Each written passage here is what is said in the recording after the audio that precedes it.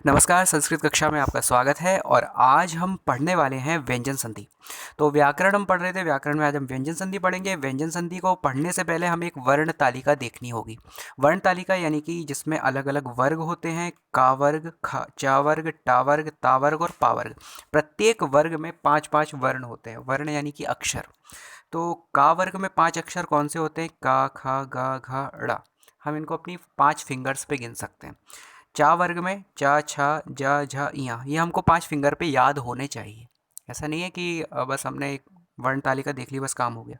ये हमको, जैसे हमसे बोला जाए कि का वर्ग का तीसरा अक्षर कौन सा है, तो हमको ये पता होना चाहिए कि का वर्ग का तीसरा अक्षर गा है। मतलब ये फिंगर पे हमें रटे होने चाहिए। 5-5 के सेट में आप याद कर सकते हैं। ऐसे ही टा वर्ग है, टा वर्ग के 5 अक्षर हैं, टा, ठा, डा, ढा, णा। ता वर्ग के 5 अक्षर हैं, ता, था, दा, धा, ना। पा वर्ग के 5 अक्षर हैं, पा, फा, बा, भा, मा। इसके बाद जो अन्य वर्ण हैं, जो एक्स्ट्रा हैं, जो वर्ग में नहीं आते, केवल ये 5 वर्ग ही होते हैं: का वर्ग, चा वर्ग, टा वर्ग, ता वर्ग और पा वर्ग। इसके बाद जो अन्य वर्ण होते हैं वो होते हैं या, रा, ला, वा, शा, शा, सा और हा। क्षत्र, ज्ञा। ये टोटल सारे के सारे वर्ण होते हैं। इन्हीं वर्णों की सहायता से व्यंजन संधि पूरी चलती है, इन्हीं पे पूरी बेस्ड रहती है। और व्यंजन संधि में एक नोट करने वाली चीज़ होती है कि व्यंजन संधि में जो भी वर्ण होता है उस पर हलंत जरूर लगा होता है। अगर हलंत नहीं लगा होगा तो उसको व्यंजन नहीं माना जाएगा। जैसे मान लीजिए आपके सामने क बना हुआ है और का पर कोई भी हलंत नहीं लगा है, आप उसको व्यंजन नहीं मानेंगे, क्योंकि वो व्यंजन नहीं है। यदि उसमें हलंत आ जाता है तब वो व्यंजन माना जाता है। अगर उसमें हलंत नहीं लगा है तो वो स्वर माना जाएगा, भले ही वो का हो, भले ही वो ता हो, रा हो, कुछ भी हो। लेकिन अगर उस पर हलंत नहीं है मतलब वो व्यंजन नहीं है, वो स्वर है। उसमें स्वर मिला हुआ है, छोटे आ का। तो अब व्यंजन संधि होती क्या है? हमने ये वर्ण तालिका देख ली, ये आपको याद हो जानी चाहिए। अब हम देखते हैं कि व्यंजन संधि होती क्या है। तो व्यंजन संधि की सीधी सी डेफिनेशन है: दो व्यंजन वर्णों अथवा व्यंजन वर्ण का स्वर वर्ण से मेल होने पर जो विकार उत्पन्न होता है उसे व्यंजन संधि कहते हैं। एक बार और रिपीट करता हूँ। दो व्यंजन वर्ण जब आपस में मिलते हैं या फिर एक व्यंजन और एक स्वर वर्ण मिलता है, तब जो विकार उत्पन्न होता है यानी जो परिवर्तन आता है, उसी को हम व्यंजन संधि के नाम से जानते हैं। और सीधी सी भाषा में बोलें तो व्यंजन का मेल स्वर या व्यंजन से होने पर व्यंजन संधि होती है। तो आइए हम व्यंजन संधि की शुरुआत करते हैं। व्यंजन संधि को जानने के लिए हम इसके कुछ नियम देखेंगे। सबसे पहले हम देखेंगे नियम नंबर 1। तो नियम नंबर 1 कहता है कि जब त वर्ण का मेल च वर्ण से हो तो त चा में बदल जाता है। कहने का सीधा से मीनिंग है, जब भी प्लस के चिन्ह के ठीक पहले ता वर्ण आएगा और प्लस के चिन्ह के बाद चा वर्ण आएगा, जब भी ऐसा होगा तो जो पहले वाला ता है वो भी चा में बदल जाएगा। जैसे उत प्लस चारण, तो उत प्लस चारण, ता के बाद चा आ रहा है तो ता भी चा में बदल जाएगा, हो जाएगा उच्चारण। आप अपनी स्क्रीन पे देख ही सकते हैं। नेक्स्ट एग्जाम्पल मैंने दिया हुआ है सत प्लस चरित्र। तो सत में ता है, उसके बाद फिर से चा आ रहा है, इसका मतलब है ता भी चा में बदल जाएगा, हो जाएगा सच्चरित्र। ऐसे ही अगर सत में चिदानंद मिल जाएगा तो ता के बाद चा आ रहा है तो हो जाएगा सच्चिदानंद। ऐसे ही अगर शरत में चंद्र मिल जाएगा तो शरत में चंद्र मिलने के बाद ता भी चा में बदल जाएगा, शरत चंद्र। इस प्रकार से ता वर्ण का मेल जब चा वर्ण से होता है तो ता भी चा में बदल जाता है। ये है व्यंजन संधि का नियम नंबर 1। अब नियम नंबर 2 देखते हैं हम। नियम नंबर 2 क्या है? जब ता वर्ण का मेल ला वर्ण से होता है, जैसे कि अभी हमने देखा ता वर्ण का मेल जब चा वर्ण से होता है तो ता चा में बदल जाता है। ऐसे ही जब ता वर्ण का मेल ला वर्ण से होगा तो ता ला में बदल जाएगा। जैसे कि तत् प्लस लीन, तो ता के बाद ला आ रहा है तो ता भी ला में बदल जाएगा, हो जाएगा तल्लीन।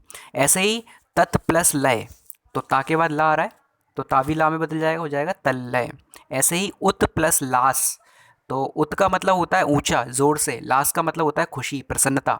तो जब कोई जोर से हंसता है, जोर से प्रसन्न होता है तो उसको बोलते हैं उत प्लस लास, मिला के क्या बनेगा? ता भी ला में बदल जाएगा, उल्लास। ऐसे ही विद्युत प्लस लेखा, तो विद्युत का मतलब होता है बिजली, लेखा का मतलब होता है लकीरें, जो बिजली की लकीरें आसमान पर पड़ती हैं, तो मिलके हो जाएगा विद्युल्लेखा, ता भी ला में बदल जाएगा। ये इसके दोनों नियम कंप्लीट होते हैं। अब हम देखते हैं नियम नंबर 3। तो इसके हम करीब 14 या 15 नियम पढ़ेंगे जो हमारे लिए इंपॉर्टेंट है। तो नियम नंबर 3 देखते हैं हम। नियम नंबर 3 कहता है कि जब त वर्ण का मेल श वर्ण से हो तो ता चा में बदल जाता है और शा छा में बदल जाता है। जैसे तो सीधी सी बात है कि जब ता वर्ण का मेल शा वर्ण से होगा तो ता चा में बदलेगा और शा छा में बदलेगा। जैसे कि तत् प्लस शिवः, तो ता का मेल शा से हो रहा है तो ता बदलेगा चा में और शा बदलेगा छा में, तो हो जाएगा तच्छिवः। ता बदल गया चा में और शा बदल गया छा में, तत् प्लस शिव यानी तच्छिव।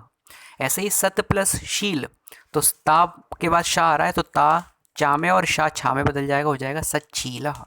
उत प्लस शिष्ट, तो ता के बाद शा आ रहा है तो ता चा में और शा छा में बदल जाएगा, हो जाएगा उच्छिष्टः। इसके बाद श्रीमत प्लस शंकरः, तो ता के बाद शा आ रहा है, मतलब ता बदल जाएगा चा में और शा बदल जाएगा छा में, तो हो जाएगा श्रीमत शंकरः। और ऐसे ही इसमें एक एग्जाम्पल एक्स्ट्रा आ गया है जो कि पिछले वाले नियम का था। ऐसे ही उत प्लस छिन्नः, तो ता के बाद छा आ रहा है, अब ता के बाद पहले से ही छा आ रहा है तो ता तो छा चा में बदलेगा ही, छा पहले से है तो हो जाएगा उच्छिन्नः। इस प्रकार से ये 3 नियम यहाँ पे हो जाते हैं। देन आता है नियम नंबर 4। नियम नंबर 4 ये कहता है कि जब ता वर्ण का मेल टा वर्ण से होता है तो ता भी टा में बदल जाता है। जब ता वर्ण का मेल टा वर्ण से होता है तो ता भी टा में बदल जाता है। जैसे तत् प्लस टीका, तो ता के बाद टा आ रहा है, मिलके हो जाएगा तट्टीका। नेक्स्ट बृहत, बृहत में ता पर हलंत है, उसके बाद टा आ रहा है तो ता भी टा में बदल जाएगा, हो जाएगा बृहट टीका। बृहत यानी बड़ी और टीका यानी कमेंट्री। तो इस प्रकार से ये नियम नंबर हमारा चौथा भी कंप्लीट होता है। इसके बाद हम व्यंजन संधि का देखेंगे नियम नंबर 5। आप अपनी अपनी स्क्रीन पे देख सकते हैं इसका नियम नंबर 5 क्या लिखा हुआ है। तो ता वर्ण का मेल जब डा वर्ण से होता है तो ता डा में बदल जाता है। देखिए हम एग्जाम्पल कैसे कैसे देख रहे हैं, ता वर्ण जिससे मिलता है ता उसी में बदल जाता है, यानी ता जिससे भी मिलता है उसके रंग में रंग जाता है। एक तरह से मतलब जिससे भी एक व्यक्ति होता है ना, जो सामने वाले से मिलता है तो वो उसके जैसे बिहेवियर करता है। ऐसे ता वर्ण जो है जब ला से मिला था तो ता ला में बदला था, ता जब चा से मिला था तो ता चा में बदला था। ऐसे ही अगर ता वर्ण डा से मिलेगा तो ता डा में ही बदलेगा। तो एग्जाम्पल के लिए उत प्लस डी नहा, तो ता के बाद ड आ रहा है मतलब ता भी डा में बदलेगा, उड्डीना। उत प्लस डयनम, डयन का अर्थ होता है उड़ना, उत मतलब होता है ऊंचा, तो उत प्लस डयनम यानी कि ता भी डा वर्ण में बदल जाएगा, उड्डयनम। भवत प्लस डमरू, भवत यानी आपका, डमरू यानी डमरू, तो भवत जो ता है वो डा में बदल जाएगा, भवत डमरू। हम शिव तांडव स्तोत्र में एक शब्द सुनते हैं, डमट डमट डमट डमट निनाद वत डमर वयम। इसमें क्या है, इसमें इसी संधि का प्रयोग हुआ है। तो डमत प्लस डमत मतलब ता के बाद ड आ रहा है तो ता भी डा में बदल गया, हो गया डमट डमत। फिर निनादवत डमर वयम, फिर से एक और शब्द आता है उसमें, तो निनादवत, तो ता के बाद डा आता है, निनादवत डमर वयम, तो ता भी डा में बदल जाता, हो जाता है निनादवत डमर वयम। इस तरीके से डा जो है ता जो है डा में बदल जाता है। जब भी ता का मेल डा से होता है तो ता भी डा में बदल जाता है। इस प्रकार से हमने 5 नियम देख लिए।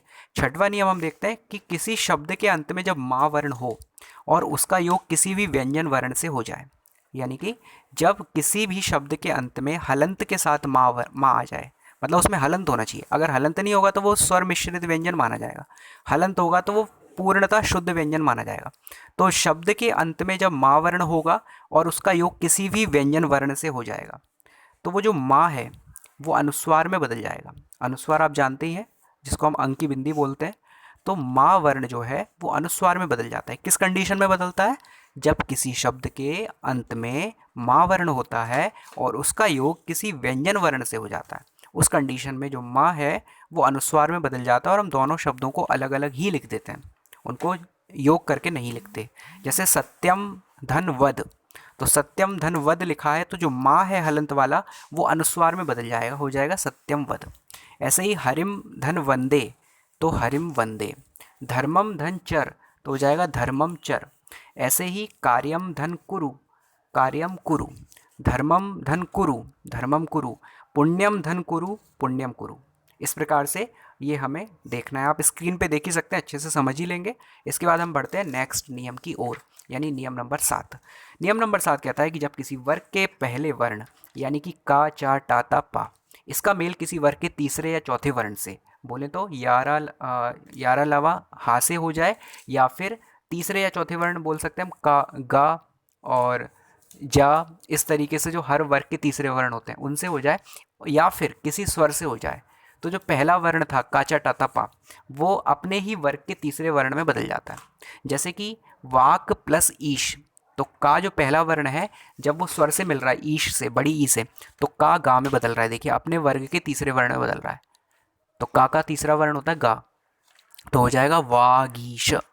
ऐसे ही दिक प्लस अंबर, तो का के बाद आ रहा है तो का अपने के तीसरे में बदल जाएगा यानी दिगंबर, और स्वर जो है अगला वाला चढ़ जाएगा। ऐसे ही दिक प्लस गज, अब यहाँ पे तो स्वर मिल नहीं रहा है, यहाँ पे तो तीसरा वर्ण मिल रहा है का के साथ, तो इस कंडीशन में भी का जो है वो अपने तीसरे में बदल जाएगा यानी दिक प्लस गज बराबर दिग्गज। ऐसे ही षट प्लस आनंद, तो टा जो है वो बड़े आ के साथ योग हो रहा है यानी स्वर के साथ योग हो रहा है, तो टा अपने के तीसरे में बदलेगा यानी षडानन। ऐसे ही षट प्लस यंत्रम, तो टा या से मिल रहा है तो टा डा में बदल जाएगा, हो जाएगा षड यंत्रम। ऐसे ही षट प्लस दर्शनम, तो टा दा से मिल रहा है यानी किसी वर्ग के तीसरे वर्ण से मिल रहा है, तो टा अपने के तीसरे में बदलेगा, हो जाएगा षड दर्शनम। ऐसे ही षट प्लस एव, तो टा स्वर से मिल रहा है, तो टा स्वर से मिल रहा है, टा ए से मिल रहा है, तो टा जो है डा में बदल जाएगा षडेव। इस प्रकार से हमने देखा कि टा डा में कैसे बदला। अब इसके बाद हम देखते हैं नेक्स्ट, जैसे सत प्लस आशय, तो ता मिल रहा है, पहला वर्ण है, स्वर से मिल रहा है बड़े आ से, तो हो जाएगा ता दा में बदल जाएगा, अपने तीसरे में हो जाएगा सदाशय। ऐसे ही सत प्लस आनंद, तो ता वर्ण जो है वो स्वर से मिल रहा है, तो ता दा में बदल जाएगा सदानंद। ऐसे ही चित्त प्लस आनंद, तो हो जाएगा चिदानंद। ऐसे ही जगत प्लस ईशा, तो ता जो है स्वर से मिल रहा है, फिर से हो जाएगा जगदीशा। ऐसे ही सत प्लस गुरु, काखा गा यानी तीसरे वर्ण से मिल रहा है, तो ता किसी भी वर्ग के तीसरे वर्ण से मिल जाए, है ना, तो फिर ता जो है दा में बदल रहा है सदगुरु। तो ये हमने देखा नियम कि किस किस कंडीशन में पहला वर्ण तीसरे वर्ण में बदल जाता है। देन हम और एग्जाम्पल देखते हैं, जैसे तत् प्लस अनंतरम, तो तदनंतरम, उत प्लस घाटनम, तो उद्घाटनम, और अप प्लस जह, तो जा तीसरा वर्ण है चा वर्ग का, और पा पहला वर्ण है, तो पा अपने के तीसरे में बदल जाएगा, हो जाएगा अबजह। ऐसे ही अप प्लस दाह अबदाह, सुप प्लस अंतः सुबंतः। इस तरीके से पहला वर्ण तीसरे वर्ण में बदला। नेक्स्ट है हमारा, अभी हमारा पा जो है बा में बदला। अब हम देखते हैं कि चा कैसे अपने वर्ग के तीसरे वर्ण में बदलता है। तो अच प्लस अंतः, तो चा के बाद स्वर वर्ण आ रहा है, तो अजंतः, चा छा जा तीसरे में बदल गया। चलिए अब हम देखते हैं नियम नंबर 8। नियम नंबर 8 क्या कहता है, जब किसी वर्ग के पहले वर्ण का मेल ना या मा से हो जाता है, तो वह पहला वर्ण का चा टा ता पा अपने ही वर्ग के पांचवें वर्ण ड़ा इया णा ना मा में बदल जाता है। क्या कहना चाह रहे हैं कि जब किसी भी वर्ग के पहले वर्ण का मेल ना या फिर मा वर्ण से होता है, तो वो पहला वर्ण अपने ही वर्ग के पांचवें अक्षर में बदल जाता है। जैसे दिक प्लस मंडला, तो का जो है माँ से मेल हुआ, तो का अपने ही वर्ग के पांचवें में बदला, हो गया दिंग मंडला। ऐसे ही दिक प्लस नागा, तो दिंग नागा। वाक प्लस मयम, तो वांगमयम। प्राक प्लस मुखा, तो प्रांग मुखा। यानी का हमने देखा कि अपने के पांचवें में बदल रहा है। और ऐसे ही अगर हम देखें तो षट प्लस मूर्ति षण्मूर्ति, षट प्लस मुखा षण्मुखा, षट प्लस मासा षण्मासा। तो यहाँ पे टा जो है वो अपने पांचवें में बदला णा में। ऐसे ही उत प्लस मूलन उन्मूलन, उत प्लस नति उन्नति, जगत प्लस नाथ जगन्नाथ। तो ता ना से मिल रहा है ना, ता ना से मिलेगा या माँ से, दोनों कंडीशन में वो अपने पांचवें में बदलेगा यानी ना में बदलेगा। उत प्लस नयनम उन्नयनम, तत् प्लस न तन्ना, तत् प्लस मात्रम तन मात्रम। तो यहाँ पर हमने देखा कि हर कंडीशन में ता जो है वो अपने पांचवें यानी ना में बदला है। किस कारण बदला है, किस कारण बदला है, ना या फिर माँ के मेल से। आप अपनी स्क्रीन पर देख ही सकते हैं। नेक्स्ट हम नियम नंबर 9 देखते हैं। तो लिखा है जब ता वर्ण का मेल हा वर्ण से हो तो ता दा में और हा धा में बदल जाता है। सीधी सी बात है, क्या बोल रहे हैं, ता का मेल जब हा से होगा तो ता बदलेगा दा में और हा बदलेगा धा में। जैसे उत प्लस हरणम, तो ता बदल गया दा में उद, और हा बदल गया धा में ध उद्धरणम। ऐसे ही तत् प्लस हितम तद्धितम, उत प्लस हारः उद्धारः, सत प्लस धर्मः सद्धर्मः, उत प्लस हारकः उद्धारका। तो क्या हुआ, जब ता का मेल हा से हुआ तो ता बदला दा में और हा बदला धा में। नेक्स्ट हम देखते हैं नियम नंबर 10। नियम नंबर 10 क्या कहता है कि जब ता वर्ण का मेल जा या झा से वर्ण से हो तो ता जा में बदल जाता है। क्या कहना चाह रहे हैं? जब ता वर्ण का मेल ज या झा से हो तो ता जा में बदल जाता है। जैसे कि जगत प्लस जीवनम, तो ता का जा से मेल हो रहा है तो ता भी जा में बदल जाएगा, हो जाएगा जगत जीवनम। वृहत प्लस झंकार तो हो जाएगा वृहत झंकार। नेक्स्ट सत प्लस जन, तो ता का मेल जा से हो रहा है तो ता भी किस में बदलेगा? जा में, हो जाएगा सज्जन। ऐसे ही जगत प्लस जननी, तो ता का मेल जा से हो रहा है, हो जाएगा जगत जननी। सत प्लस जन्म, ता का मेल जा से हो रहा है तो ता भी किस में बदलेगा? जा में, हो जाएगा सज्जन्म। इस प्रकार से 10 नियम पूरे होते हैं। नियम नंबर 11 देखते हैं हम। क्या लिखा है? ता का मेल जब भा वर्ण से होता है तो ता दा में बदल जाता है। तो ता का मेल जब भा से हुआ, जैसे सत प्लस भी सदभी, भगवत प्लस भक्ति भगवत भक्ति, श्रीमत प्लस भागवतम श्रीमद् भागवतम, श्रीमत प्लस भगवत गीता तो श्रीमद् भगवत गीता। यानी ता का मेल जब भा से होता है तो ता दा में बदल जाता है। ऐसे ही सत प्लस भावना, तो ता का मेल भा से हो रहा है तो ता बदल जाएगा दा में, यानी सद्भावना। तो ये हमने देखा कि जब ता का मेल भा से होता है तो ता दा से दा में बदल जाता है। ऐसे ही ता का मेल जब गा से होता है तब भी ता दा में बदल जाता है, जैसे सत्य प्लस गुरु तो सदगुरु। ये हमारे यहाँ पर 11 नियम कंप्लीट हो जाते हैं। इस वीडियो को फिलहाल इतना ही करते हैं क्योंकि वीडियो काफ़ी लंबा हो गया है। नेक्स्ट वीडियो में हम 3 रूल्स को और देखते हैं। Thank you so much. नमस्कार।